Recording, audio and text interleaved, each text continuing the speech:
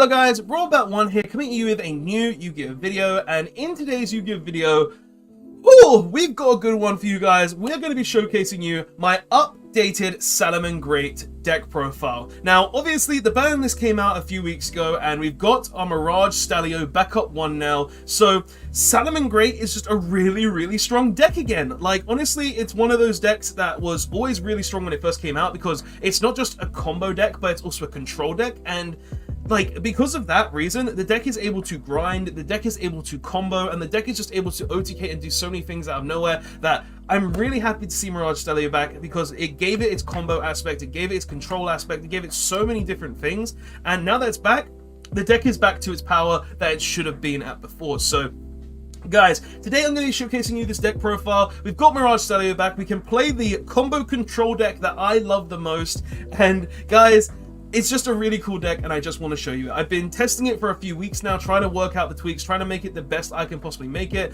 and I feel like I've made it consistent enough and basically good enough to essentially get to the point where it's now very strong and is capable of doing a lot of things. So guys, today's video, Salamangreat deck profile, let's get into it, showing you one of the best combo control decks out there.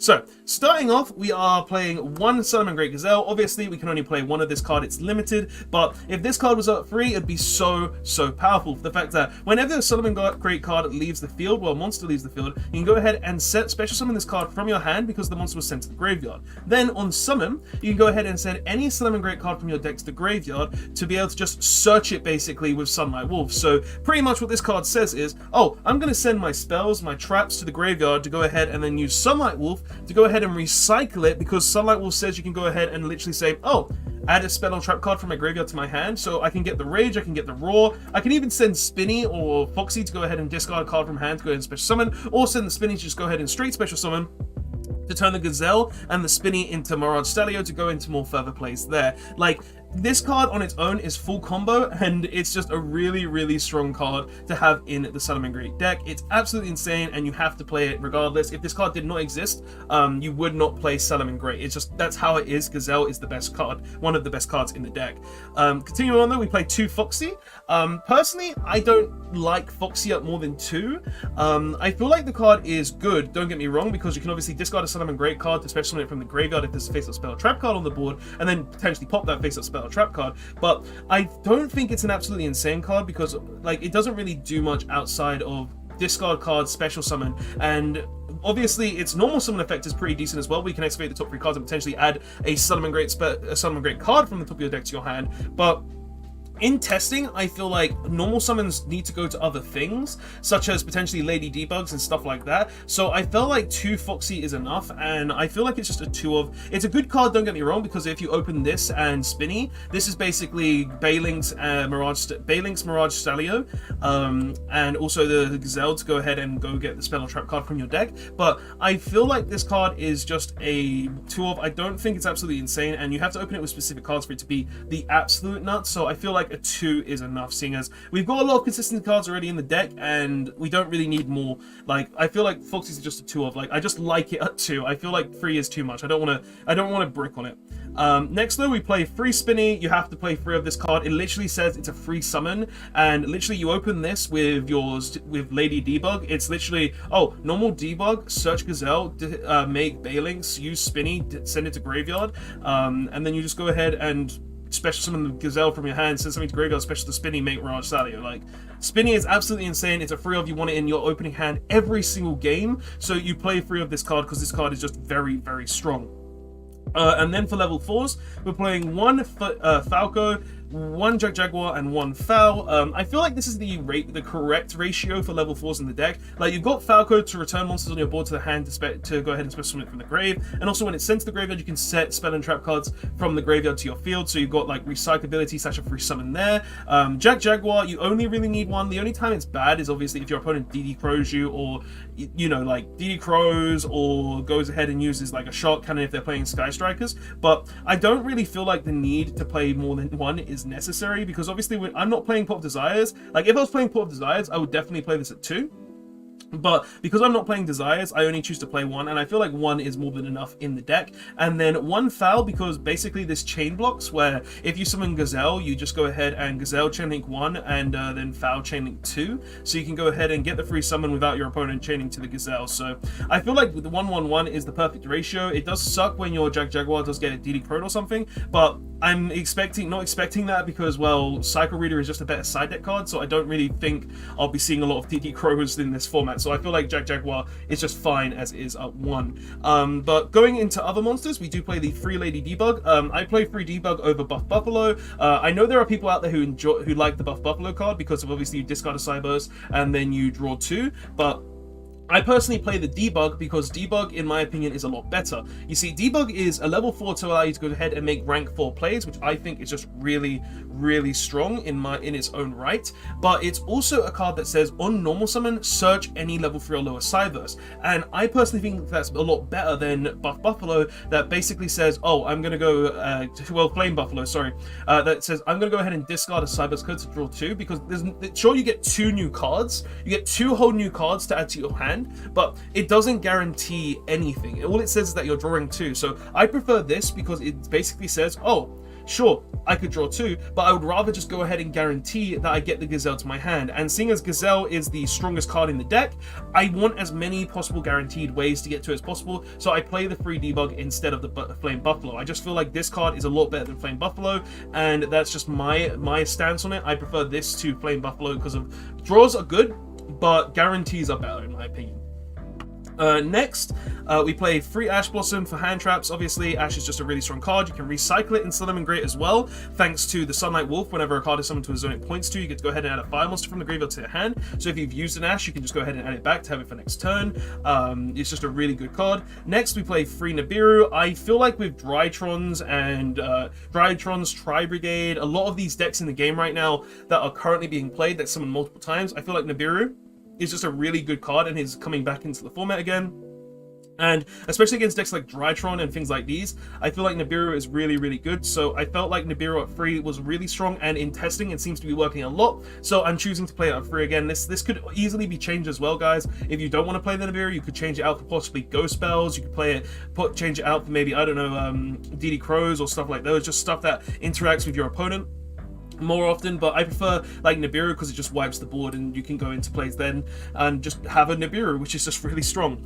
And then 2 drawn Lockbirds. I felt like in testing 3 was too many. Like I was really testing 3 drawn Lockbird a lot, trying to see if draw was worth playing, if multiples was good, and I came to the conclusion that if you're playing against Drytron, this card is insane. If you're playing against something like Ignis, this card is insane. If you're playing up against Invoked, this card is insane. But if you're playing against any rogue decks, any trap decks, anything that doesn't really search a lot, this card doesn't do a lot. So I felt like playing it at 2 was a lot better, and I feel like it's just working really well at 2. Like there are a lot of games where I just played it at 3, drew multiples of it, and I was just like, cool, I have multiple of this card, and it wasn't used at all. Like literally drew 2, didn't use it the whole games, and it was just like, okay, well, Drawn Lockbird is useless to me, so what could I do with it? And I feel like it was still a main deck card, because obviously if you drop it on against Drytron, if you drop it against Cyber deck, if you drop it against any deck that searches a lot in a single turn, card is insane. But I just felt like playing it at less was just fine, and honestly right now I'm liking it at 2. You could easily change this out as well if you really wanted. If you felt like you wanted to play like Ghost Spell instead as well, you could easily take these for 2 Ghost Spell, but I just like it at 2 right now. I feel like it's good just because of Drytron, and I like it in the main. Like you can easily change it out though, so if you do feel like you want to change it, go ahead. This is just my personal opinion and stance on the card. But those are all the monsters. As you can see, like we're running a very heavy hand trap lineup to a degree. We're playing 8 hand traps here, along with guaranteed cards like Debug and obviously other Cyberse monsters. But I feel like this ratio of monsters is good enough because I'm playing a lot of spell cards, I'm playing a lot of consistency cards that I feel like no matter what, we're going to be able to combo up, we're going to be able to get to our plays with a lot of these cards. And I feel like the hand traps are the right ratio as well, just because the hand traps just do a lot. Like Ash Blossom stops a lot of plays, DD Crow can end turns, and Nibiru can just literally say clear board. So I feel like it's just really, really strong. Going on to spells though, we're playing obviously the one Salamangreat Circle along with free Signet Mining. Literally it's Circle says go ahead and search any Salamangreat card, and also you can do a fun little interaction you can do with this to stop your opponent from DD crowing you is, because it's a quick play spell, you can activate it during your draw phase. So if you suspect your opponent having DD Crow, you can just go ahead and drop this in the draw phase, and your opponent can't DD Crow because DD Crow can't be activated during the draw phase. Just a little thing there. And obviously free Signet Mining, because it says, oh, discard a card, search any Cyberse card, so you can search most likely Lady Debug, because Lady Debug is going to be the one that's going to go ahead and search a Gazelle as well. So it's basically, this turn goes from a plus to a -1 to a neutral, and then because of the Gazelle, it goes to a +1. So Signet Mining is just really strong because it just says, I'm going to search any Cyberse monster in my deck, I'm going to search the Lady Debug, I'm going to search the Lady Debug, and the Lady Debug is going to get me to the Gazelle, and then the Gazelle is going to get me to the Spinny, and then I'm just going to turn these two into a Mirage Stallio. Like, honestly, Lady Debug in this deck just says you can do a lot, so I feel like it's just a really strong card. Like, I prefer it to Flame Buffalo, as I said. But yeah, we're playing these for consistency. You want as much consistency as possible. And then for a slightly more consistency, and I think this is a very, very controversial pick, in my opinion, and that is free Pot of Prosperity. And I know in the Salamangreat deck, the extra deck is very important at times, where you need a lot of cards in the extra deck, where you need specific combo pieces, but honestly, there are times where there's cards in my extra deck that I think, oh, I don't really need this card, and I would rather get to a combo piece or an extender piece, or just something that will let me play the game. And I feel like Prosperity is just really, really good in that department. Like, honestly, I'm playing free ofs of quite a few. I'm playing some free ofs in my extra deck. I'm playing some cards that aren't always used in my extra deck. So I feel like Prosperity is a very decent card to use at times. And obviously, it's not amazing at times. Obviously, if you banish something and then you need it late game, that can hurt a lot. But you're never banishing more than 3 cards of this. And if you do need it, in the early game, and you draw it in the early game, and you can get to that one combo piece, such as if you draw the Signet Mining of the Pot of Prosperity and allows you to play the game, I think it's worth it to play the Prosperities. So Prosperity is a very controversial pick, in my opinion. It's something that I've been testing and really liking over stuff like Pot of Desires and stuff along those lines, because obviously, even if you do use Prosperity, you recycle your extra deck a lot as well, because you can just use like Jack Jaguar. You can use Jack Jaguar to recycle your Sunlight Wolves, your Heat Leos, and stuff like that. So I feel like the Prosperity is never really super bad in the deck as well. So I don't know, it's a very controversial opinion. I like the card in the deck. You guys can tell me what your thoughts are in the comment section below, but I just feel like excavate the top 3 cards, potentially get to a Signet Mining, a Lady Debug, a Salamangreat card that will let me play the game, is just a lot better than maybe like Pot of Desires, which is again like Mirage Stallio, not Mirage, Flame Buffalo, just a random 2 draws that you don't guarantee. And also you're banishing 10 cards from your deck, so you could be banishing like a lot of your combo pieces. You could even banish like the Gazelle, which is just really, really bad. So yeah, I just like Prosperity. You can tell me your thoughts in the comment section below. But continuing on, we're playing 3 droplets. This card is insane. This card says screw barrier statues, screw your combo decks, and you don't really care what you discard in this deck, because if you draw dead hand traps, you can discard the dead hand traps. If you draw like Spinny, you can always special summon it back. If you draw Falco, you can summon it back. If you draw Jack, you can summon it back. Like your Foxy, you can summon it back. Like, you really don't care what you're discarding in this deck with droplets. So 3 droplets is really, really strong. And hell, you can even set the field spell to the graveyard sometimes, because you don't always necessarily need the field spell, and you can always recycle it too. So droplets is just really good, man. It's a really good card in this deck. I don't really have anything else to say about it. And then one called by the grave, because it's called by the grave, it says stop hand traps. We can go ahead and banish our opponent's cards. Just really, really good. Will of the Salamangreat. The card is basically Monster Reborn on crack, where it says you can go ahead and target your links. Well, your linked into self Salamangreat monster, reincarnation link summon, or whatever you want to call it, and then just go ahead and summon monsters up to the link rating, or you can literally just say, oh, I'm going to activate a special summon the Salamangreat from my hand or grave. Card is just really strong, and it's a continuous spell, and you can recycle it, and you can even search it thanks to Sunlight Wolf and Gazelle. So it's just a really strong card, and you only really need 1 of it. 1 field spell, it's the field spell. You only play 1 of it. You do not play more than 1 of Sanctuary. Foolish Burial for more consistency, technically, because you can go ahead and send like your Jaguar to the graveyard, as I said before. You can send your Spinny to go ahead and make rank 3 plays. You can send your Falco to get things from the graveyard. You can send your Foxy to potentially discard, and then just go ahead and special summon from the graveyard even more and get more consistency plays. Like, Foolish is just really, really strong in this deck.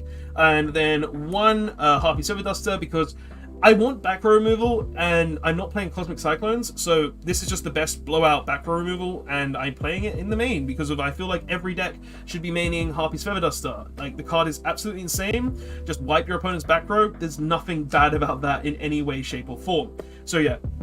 And then traps, we play the 3 infinite impermanents. I wanted to play as many hand traps as I felt was necessary, and playing 11 hand traps is enough. I feel like 11 is enough. Like, anything above 12, this format I feel is too much, and in testing, I kind of felt like more than like 12 was a bit much as well. So I chose to go for 11, and I changed it to 11. I'm happy with 11. So it just feels correct to me. And then 1 Raw, because Raw says is a counter trap that you can search that says go ahead and negate anything in the game. It's literally Solemn Judgment. And then 1 Rage, because this card says pop 2. Well, pop 2, 3, 1, you can pop as many cards as you want, non-targeting, which is really strong against a lot of different things. So yeah, that's the main deck. Honestly, I'm really happy with how I built this main deck. I feel like it is very, very consistent in a lot of different ways. Like, we've got so many different consistency cards. We've got at least 8 if you count the Foolish Burial. We've got 8 spells that say get to cards we want. We've got like 3 more monsters that say we search anything on our deck, and then we've also got the 2 Foxy that also say potentially search cards on our deck. I feel like the deck is very, very consistent in terms of cards that we play, and I'm just very happy with it in general. Like, honestly, like, get to Gazelle, go combos, go plays with Salamangreat. It's just really, really nice. So yeah, but that's the main deck. We've talked about that now. Let's go ahead and go on to the extra deck where my controversial opinions come in again. So let's go. So starting off, we play 2 Balings. Now, I am the only person on Earth, apparently, who likes 2 Balings. I feel like this card is a 2-off. I've never needed the 3rd. I've literally never needed a 3rd Balings whenever I play this deck. Like, if you send it to graveyard, you use the Jack Jaguar to put it back in the extra deck. If you banish one, then you can just keep recycling the other one to go ahead and have that Link 1 play. I have never needed a 3rd Balings, and I know a lot of people are going to say, no, you need the 3rd, you need the 3rd, but guys, 2 Balings is enough. I really think 2 Balings is enough. I've never had a problem with 2 Balings, and you know what? I still topped Nats with 2 Balings, so say what you will. I feel like 2 Balings is enough. So I'm still going to say until the end of time that 2 Balings is enough. I have tried out 3. I've never used the 3rd, so 2 is enough, okay? Continuing on though, we do play the free Sunlight Wolf as well. This is a mandatory free wolf in every Salamangreat deck. The card literally says you go ahead and add back any card from the graveyard. If you summon to a zone it points to, adds any fire back. If you have any, if it's linked into itself, so if you go Sunlight Wolf, then link Sunlight Wolf into Sunlight Wolf, you get to go ahead and get the free add back from grave. So you could add back the well, like, you could add back literally any spell or trap. You could add back the circle, you could add back the rage, the roar, you could add back the will, you could add back the field spell. Just literally say add back any of your spell cards from the graveyard to your hand. The card is insane and is a free of mandatory.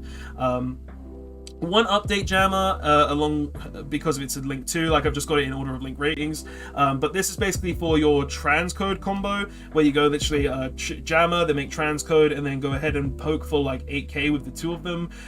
You should be playing access code talker as well, guys, but I had to sell mine, so that's not on the list because, well, money is required to survive. But one of the cards in here I did replace it for, so you can I'll tell you that when we get to it. We also played 2 Heat Leo because this card says get rid of back row and can also decrease opponent's attack points if you link into itself. So it's just another way to kind of go for game times, and it's just back row removal, so really strong there. 1 Appaloosa, because you can make it turn 1 thanks to Will of the Salamangreat, because you literally just go ahead and make like Heat Leo, or you go ahead and make something along those lines. So use the Will to summon it back, summon stuff back, and then you just go ahead and make this. It comes up, trust me, it can come up, and turn 1 is pretty decent, along with like a Rage or a Roar. 1 Borrelsword for more OTK options. Obviously, we don't have access code talker, so we're playing the Borrelsword as well. And the card that you would change out for the access code talker, if I still owned it, I'm very hoping for that reprint in the Megatins, is 1 Underworld Goddess. Now, Underworld Goddess does serve purposes in here, because obviously Underworld Goddess is a very good card where it says you can go ahead and use an opponent's monster as a link material. So this is just a way to out big boss monsters on the opponent's board, and it works at times. It can also prevent graveyard and also negates your opponent's entire board, so I think it's really good in that reason as well. And seeing as we can literally put tons of different monsters on the board at times, so seriously, like, we can summon up to like 4 monsters in one turn sometimes on the board. I feel like Underworld Goddess is just really good for that fact, and I really do like the card. It's just, honestly, it should be the access code talker, or you could change the Boral Sword for the access code talker. Like, either of these 2 cards could be taken out, because 9 times out of 10, we're going to be banishing at least one of these of the Prosperity if we draw the Prosperity. But yeah, I play Underworld Goddess. You should probably play Access Code Talker, but I don't own the Access Code Talker, so I play Underworld Goddess for now, because I sold my copy to, you know, live, and also buy things that were necessary to survive. But yeah, continue on. We play the best card in the deck, Mirage Stallio. Card is insane. Card literally says, detach your material, special summon any Salamangreat monster from your deck, and also when it's used as link material for the link summon of Salamangreat monster, you can go ahead and target a monster on the field, return it to the hand. So it's removal, it's free summons. I really can't go any deeper into how good this card is, and yeah, if it was at free, I'd play 2. yeah, I don't think you need more than 2 personally, but 1 is enough, and the card is absolutely insane because of it.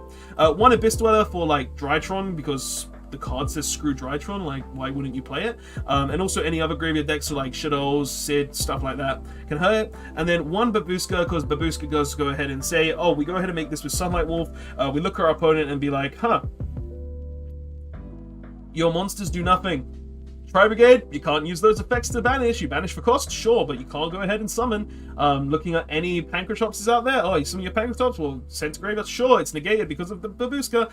I just like Babushka, and I feel like it's a very decent rank 4 in the deck. But guys, that is all I have to say in this video. Honestly, I really do think this deck is really strong in this format. This deck is a great combo control deck. It's really a mid-tier deck, well, a mid deck that does loads of different things. Like, if you're in the late game, you can control the game very easily. You can combo off very easily as well. Like, this deck has a lot of different routes and a lot of different plays that can actually make, that made me want to showcase this deck on the channel. But guys, I hope you did enjoy this video. I hope you did like it. Like, honestly, I've been testing this deck for 2 weeks, trying to make a list that I'm personally very happy with, and I hope this list is something that you guys really do like. But guys, that's all I have to say for this video. Hopefully you did enjoy. Please don't forget to like, comment, and subscribe for more good videos. Check out the links in the description to my Instagram, Discord, Patreon, where I'm posting things, and hopefully you guys will like the Patreon page, because I'm working on things and thinking of things that I want to put on there to, you know, give you guys a little extra content and stuff. Currently, I've just got deck profiles that are not going to really end up on the channel,